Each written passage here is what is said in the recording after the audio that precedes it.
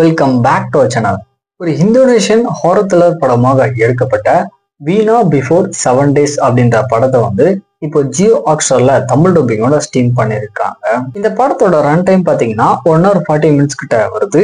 IMDb rating 10க்கு 5.4 கொடுத்துருக்காங்க. சரி, கதை அப்படின்னு பார்க்கும்போது படத்துல வர நம்ம ஹீரோனான வீணா பாத்தீங்கன்னா ஸ்கூல் படிச்சுட்டு இருக்காங்க. இன்ஃபேக்ட் இவங்க ஸ்கூல்லே இவங்க தான் பாத்தீங்கன்னா ஒரு அழகான பொண்ணு அப்படின்னே சொல்லலாம்.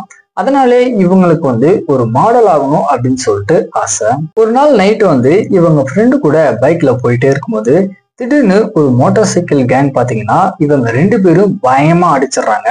அப்படியே கட் பண்ணாக்கா நம்ம படத்தோட ஹீரோயின் பாத்தீங்கன்னா இறந்து போயிருக்காங்க. ஸோ போலீஸ் பாத்தீங்கன்னா இதை ஒரு ஆக்சிடென்ட் அப்படின்ற மாதிரி தான் சொல்றாங்க.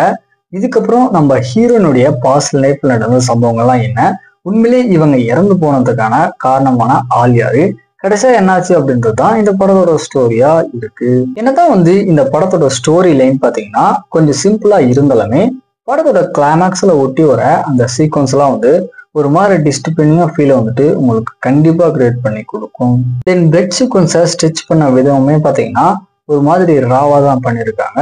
அதுவுமே நல்லா இருந்துச்சு பாக்குறதுக்கு. பட் இருந்தாலுமே படத்துல ஒரு சில சீக்வன்ஸ் எல்லாம் இன்னும் கொஞ்சம் பெட்டரா பண்ணிருக்கலாம்.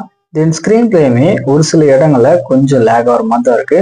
ஸோ அதுக்கேற்ற மாதிரி பிளான் பண்ணிக்கோங்க. இந்த படத்துக்கு நம்மளோட ரேட்டிங் 5.3 out of 10.